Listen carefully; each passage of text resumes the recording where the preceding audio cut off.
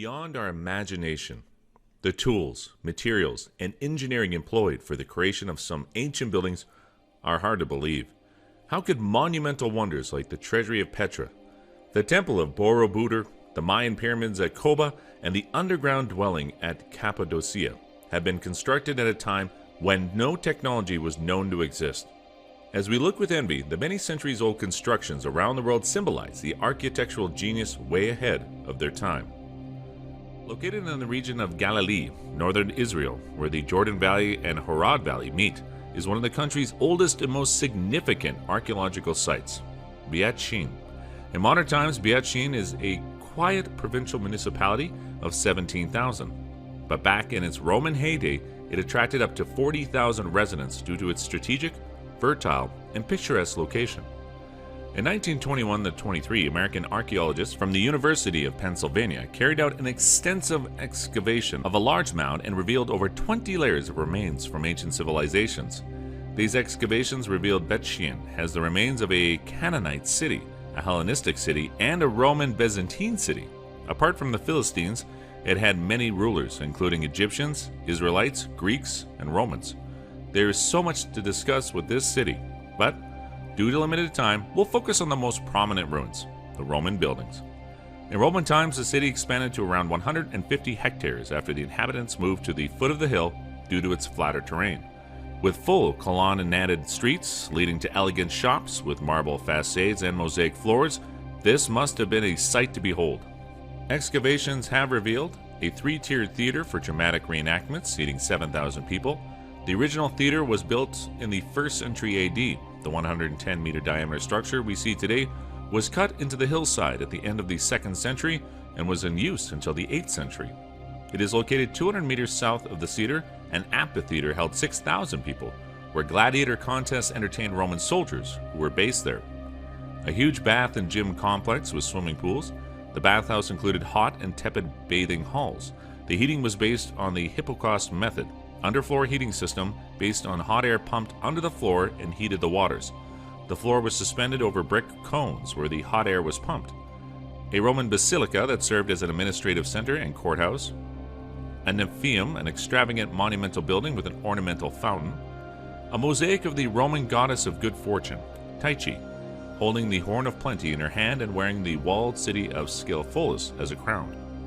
Outside the park are yet more ruins, including a private home from the Byzantine period, a Crusader fortress, a former government building from the Turkish period, and much more.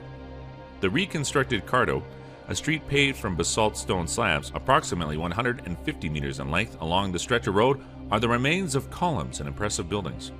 After the Arab conquest in the first half of the 7th century, the city gradually declined. Today, the ruins, which are the city's pride, have undergone significant reconstruction and restoration, allowing for special performances and events to take place in the city's ancient theater and streets. Located on the island of Java in Indonesia, Borobudur's magnificent ancient temple is widely considered to be one of the world's 7 wonders. It's hard to envisage that for centuries, this elegant and majestic Buddhist monument lay buried beneath layers and layers of volcanic ash until explorer Sir Thomas Stanford Raffles rediscovered it in 1814. Still, it wasn't until 1835 that the entire temple area was cleared. A major restoration began in 1907 and lasted till the end of the 20th century. The hard work certainly paid off, and shortly after, Borobudur gained its World Heritage status. According to the Karangtanga epigraph, Borobudur Temple construction was started by King Samaratunga of the Sailendra dynasty, but was only completed around the 9th century during the reign of his daughter, Queen Brahmaduwarhani. The temple was estimated to have taken 75 years. Constructed of 2 million andesite slabs, Borobudur was built without any cement or mortar. The structure has been likened to an enormous jigsaw puzzle, with interlocking pieces painstakingly fitted together. The engineering methods obviously worked well, considering the temple has remained stable for well over 1,000 years. When viewed from above, Borobudur takes the form of a giant mandala, symbolically portraying the pathway of the Bodhisattva from samsara to nirvana, all the way through the tale of Sudana depicted in the Grandavati Sutra, part of the Amamasakra Sutra. Borobudur Temple also consists of an incredible 2,672 relief panels that would reach an astonishing 6 kilometers in length if arranged in a single line. The reliefs are separated into 4 main stories: Lalitavasata, Karma Wabanga, Garevua, and Jakata Adavana. Besides telling the story of the Buddha's teaching and his journey, the reliefs on Borobudur Temple also recorded Javanese society's advancement during the era. Some scholars think the massive monument is a gigantic textbook of Buddhism to help people achieve enlightenment. To follow the narrative told by the textbook, you have to follow the reliefs in the correct order. Walk around the temple clockwise from the east gate. Upon reaching the starting point again, you would have to go up to the next level. This has to be done scores of times until you eventually arrive at the temple's uppermost level. This ritual is known as Pradaskina and is estimated to be a 2-mile walk in total. On the last 3 uppermost terraces, 72 stupas circle the huge main stupa that crown the temple's top. The circular form represents eternity, tranquility without beginning and without end, and the pure state of a formless world. All but the biggest central stupas on the upper levels contain a life-size statue of the Buddha kneeling. Although many of these statues are damaged or missing, this does not affect the beauty of the temple. There are also multiple alcoves along the lower levels, which also contain similar statues. The hidden base of Borobudur experienced a landfall sometime in the past. To prevent the whole monument from collapsing, this level was closed and made into a new base. This base holds Borobudur steady today. The moonscape terrain of Cappadocia, southeast of Ankara in Turkey, is famous for its very unique geological features called fairy chimneys. Thousands of years ago, erosion may have shaped the incredible landscape of the Gorum Valley. But starting in the 4th century AD, humans took a cue from Mother Nature and started carving a seemingly impossible chamber and tunnel complex into the soft rock. So, an urbanized but underground cultural landscape was created here. Derinkuyu is the deepest and largest excavated underground city in Cappadocia. There are at least 600 outside doors to the city, hidden in the courtyards of service dwellings. The complex consists of 11 floors, though many of them remain unexcavated. It has an area of 2,000 square feet with a possible total area of 7,000 square feet. At a depth of over 250 feet with a capacity of up to 20,000 people, this multi-level city with secured 1,000-pound stone doors that could only be opened from the inside contained everything an entire population would need to survive a history riddled with invasions. It included all the usual rooms found in an underground city, and even included a large room with a barrel-vaulted ceiling on the 2nd floor used as a study room. Each floor could be closed off quickly but was connected with other underground cities through miles of long tunnels, making communication easy. The earliest beginnings of these chambers and tunnels are unknown, although some archaeologists think they were started by the Hittites 1200 BC. But it is believed that the tunnels were hewn using stone, so others think they could date back even further to a time that predates metal. What is known is that most of the levels were dug out by early Christians, providing them with safety from persecution, first during Roman times and later from invading Arabs. The fairy chimneys are so soft that they can easily be carved. This is thought to be the reason why the region was so attractive as a settlement. According to archaeological sources, a total of 360 monasteries and churches have been built in the Gorim Valley, with many biblical scenes engraved on the walls and ceilings. Carved from the bedrock, an elaborate cross-and-square church created by removing rather than adding material is another excellent example of negative architecture. Its central dome shows the eye-catching figure of Christ Pantocrator, the all-powerful. Carried initially by 4 columns, only one remains today, leaving the dome seemingly afloat. Today, what is left in this fantastic area are troglodyte villages, underground cities, and stunning valleys that go as far as your eyes will allow you to see. The soaring pinnacles are still inhabited, with many of the rock-cut storerooms even stuffed with food, waiting for the winter. Mexico is a wonderland when it comes to Mayan ruins. No other country in the New World has so many of them. Located between Tulum and Valladolid in Yucatan, archaeologists first learned about Coba in the mid-1800s, but dense jungles, the cost of war, and lack of funds made the site a problematic area to penetrate. Surrounded by 2 large lagoons, Coba means water stirred by the wind, an appropriate name considering its surroundings, but for many years this place was an ignored piece of Mayan history due to its location. Only in recent years has the significance of Coba come to light. Now archaeologists are convinced that it will prove to be one of the most extensive Mayan excavations on the Yucatan Peninsula. During the classical and post-classical era of Maya history, the city reached its height in terms of population and importance. It was during this time the site is estimated by historians to have housed around 50,000 inhabitants and contained about 6,500 temples. The Coba site is gigantic and much bigger than Chichen Itza. Coba's architecture is a mystery. Its towering pyramids and stelae resemble Tikal's architecture, which is over 400 kilometers away, rather than the much nearer sites of Chichen Itza, which is only 100 kilometers away. The main tower stands at 139 feet. This is the largest temple found not only at Coba, but across the Yucatan Peninsula, named Nohak Mall. This is a highlight of the Mayan construction work and one of the very few high pyramids left that you can still climb. After climbing 120 steps, the view from here is breathtaking.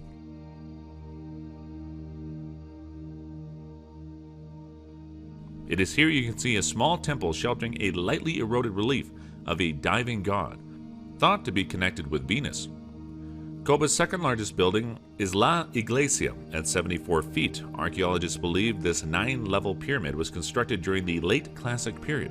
This would date it from 550 to 900 AD. It belongs to the Las Pinturas group, named after the stucco paintings, which have been found there. There are 2 ball courts in Coba.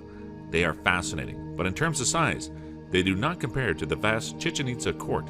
However, both ball courts in Coba are different in terms of architecture and design. Experts believe that this smaller ball court in Coba was mainly used for ceremonial games. The ball courts and other structures can only hint at what the city must have looked like at the height of its use. The elevated stone pathways connect clusters of residential areas to small lakes used as a water supply and to the main pyramid area of Nochomol. Mysteriously, no one knows for sure how the Maya moved goods along the roads. While historians believe the Maya knew about the existence of the wheel, they have found no evidence they actually used them. Interestingly, during excavations at Coba in 2004, archaeologists found one of the most unique steles ever discovered in the Mayan world. It has no pictographs and is covered in hieroglyphics. Archaeologists still do not fully understand the significance of this find. Gali is an endlessly extravagant old training port blessed with Dutch colonial buildings, churches, grand mansions, and museums. But it is its majestic fort that stands out amongst all the other buildings. The Gali Fort, or Dutch Fort, is a fortification first built by the Portuguese on the southwest corner of Gali Island in Sri Lanka. Initially, it was a rudimentary fort made of mud and surrounded by the palisade walls. However, during the 17th century, the fort underwent extensive modifications by Dutch architects, making it one of the most significant examples of European architectural influence in Southeast Asia between the 16th and 19th centuries. Although it may technically be European architecture, but let us not forget there are strong South Asian traditions incorporated into it. The origins of Gali, though lost in antiquity, still survive through artifacts that confirm its existence in pre-Christian and Roman eras. Through medieval ages, the Gali Fort emerged as Ceylon's major southern international port, attracting Chinese, Indian, Indonesian, Persian, Roman, and Arab traders. Mostly coral, granite, and sand were used in the structure of the ramparts. The rampart wall has a total of 14 bastions, varied in size and design, and built over 130 acres. A bastion is a structure projecting upwards from the current wall of a fortification constructed for better defenses. Most of the walls were built in 1663. The town that was created within the walls was built in a well-planned grid layout.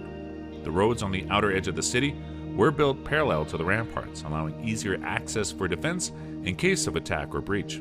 The streets inside the Gali Fort have hardly changed, like the squares on a chessboard crisscrossing in regular patches. During this era, some of the more notable buildings included trade and defense buildings, the commandant's residence, and an elaborate system of sewers. The whole process continued right up until the early 18th century. Sri Lanka ceased to be a Dutch colony in 1796 when the British captured the island and made some of the most recognizable changes to the city, one being the tower you can see from various positions in the town. Gali is also home to Sri Lanka's oldest lighthouse, which towers to a height of 26.5 meters above the fort.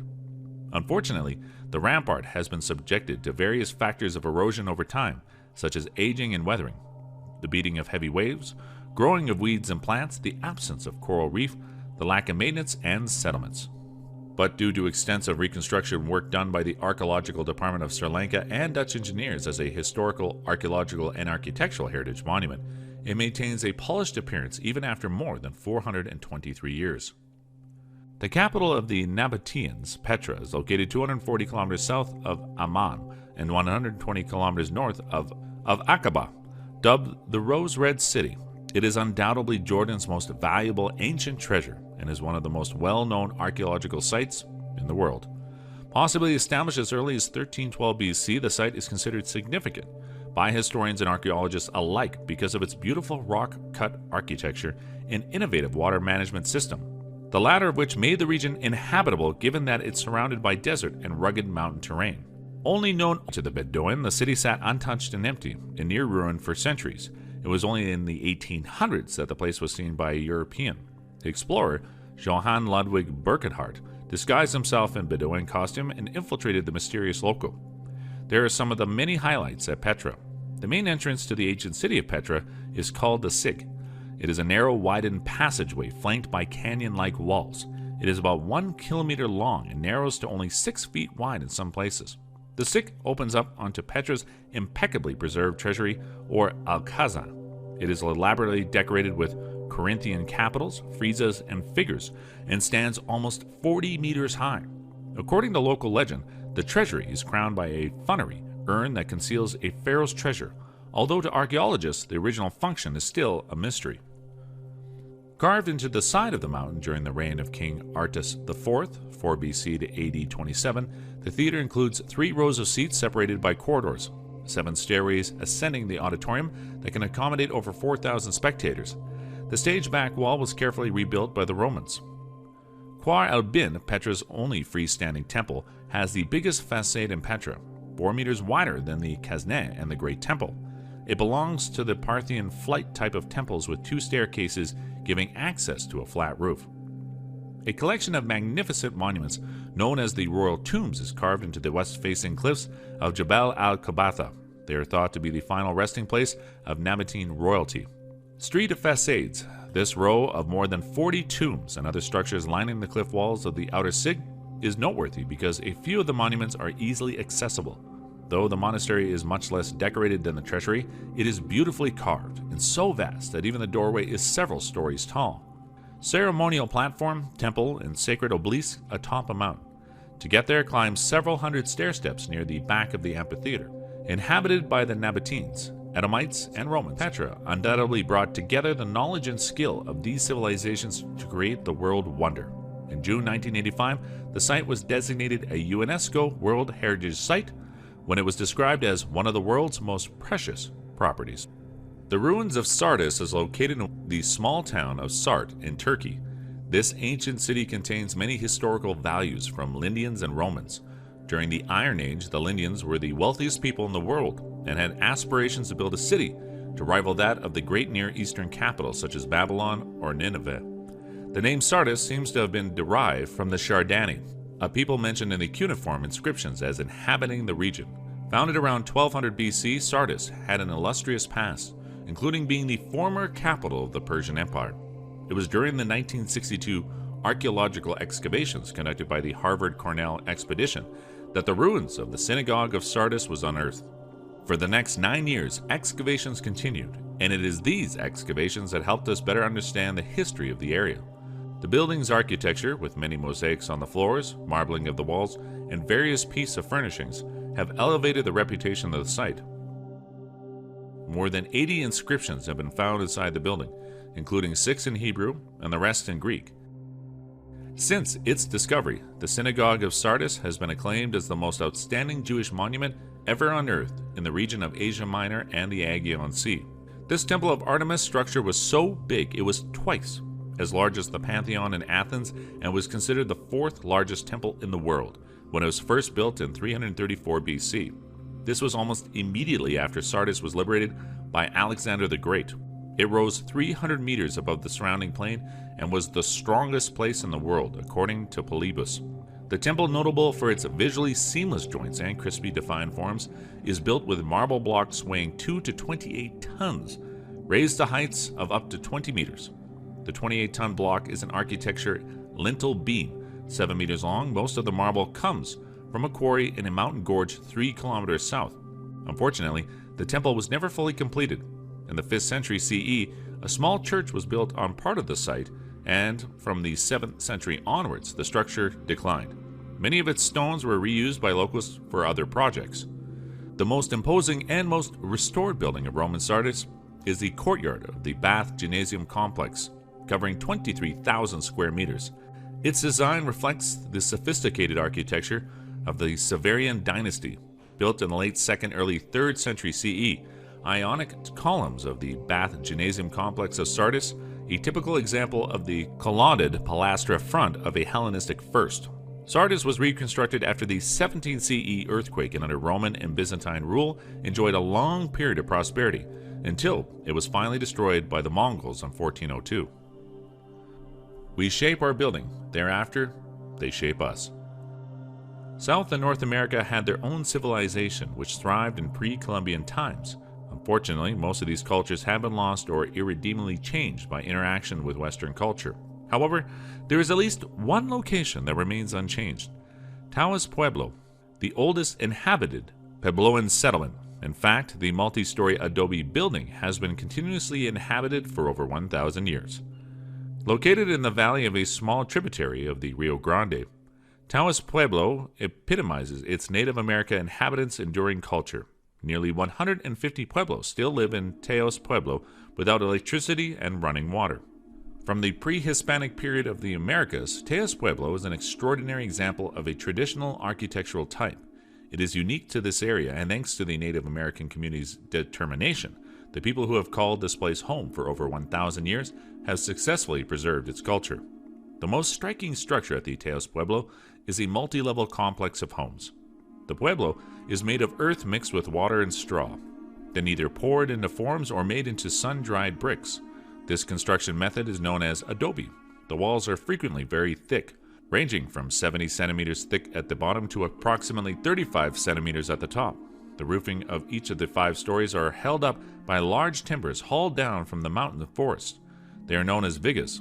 Smaller pieces of wood, usually pine or aspen, are lined side by side on top of the vigas, and then the entire roof is covered with compact dirt.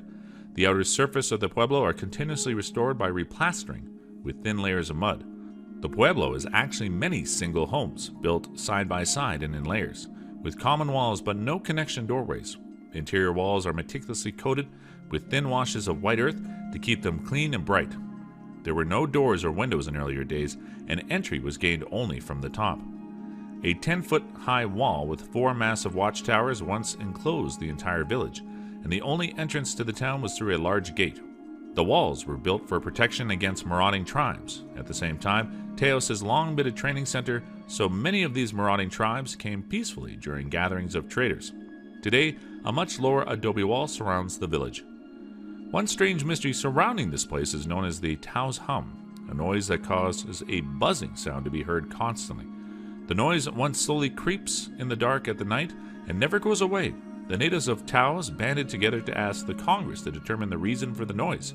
Despite many experiments and investigations, Taos hum mystery remains unsolved. The Taos has no written language, and it's custom within the community not to impart oral history to people outside their group. So there are significant gaps in the scholarly knowledge about them and their history. So for now, this Pueblo tribe remains one of the most secretive and enigmatic Native American communities. This incredible monastery stands at the foot of Mount Hengshan, 65 kilometers from Datong City, and since it dangles on the west cliff of Zhengxi Gorge more than 70 meters above the ground, it was named Hanging Monastery. The temple was built on Mount Hengshan's cliffs, one of the 5 most sacred mountains in China.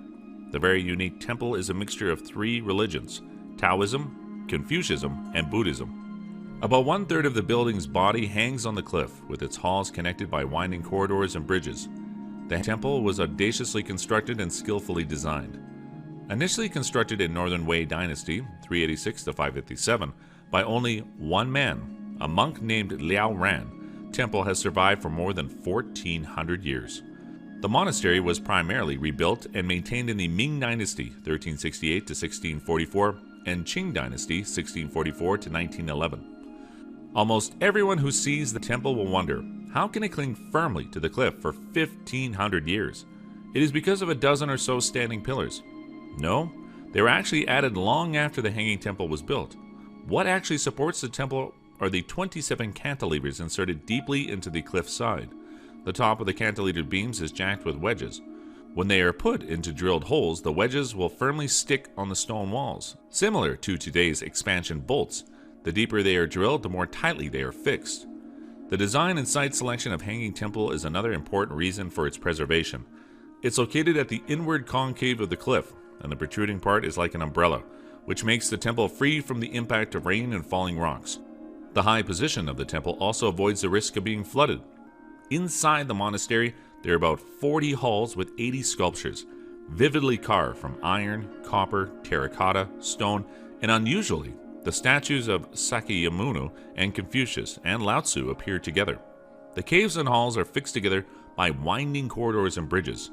This building is a perfect combination of the religion and culture of Chinese feudal society. Construction experts from countries all around the world come to view this monastery. In their words, Hanging Monastery, which mixes aesthetics, mechanics, and Buddhism, is a remarkable example of ancient engineering. The building is an exquisite combination of religion and culture in Chinese feudal society and embodies a great cultural achievement of Chinese people. Angkor Thom was the final capital city to exist during the reign of the Khmer Empire in Cambodia. The name Angkor Thom comes from the Khmer language and translates to big city or great city. French explorers rediscovered the site in the 19th, and soon after, the restoration of monuments that had been overgrown by thick jungle began. King Jayavarman VII gave the order to build Angkor Thom near the 12th century in northern Cambodia.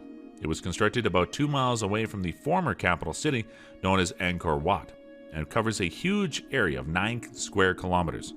Despite the similarity, Angkor Wat is a large temple with many smaller shrines and structures, while Angkor Thom is a city composed of many temples and pyramids.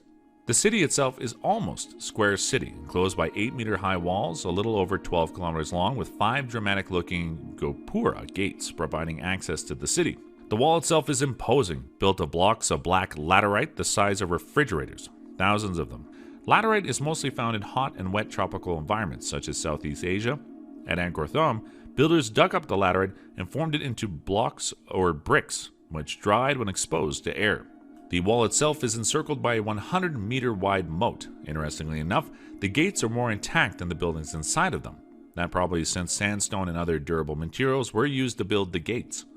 The entrance to some of the gates is flanked with carvings of gods and demons clutching nagas. The towers you see, known as face towers, consist of 4 enormous heads and sit on top of the gates, each facing the 4 cardinal directions. They are believed to symbolize Lokeshvara, the Bodhisattva of compassion, although this is hotly debated by historians. Angkor Thom consists of many different temples, including the King's Palace. Some of the names of these temples include the Terrace of the Elephants, Bafuan, Phiminiacus, Bayon, and the Terrace of the Leper King. The Bayon Temple is the showpiece of Angkor Thom. The temple has 49 sandstone towers representing the 49 provinces that made up the Old Khmer Empire in 1181. Massive 4-meter-high smiling faces are carved into each side of the towers. The walls of the terrace contain carvings of mythological creatures, elephants, and other animals. This architectural masterpiece is believed to sustain a population of 80,000 to 150,000 people. But after the Khmer kingdom went into decline, Angkor Thom's structures that were primarily made from wood eventually rotted away, and the city was ultimately abandoned in the 16th century.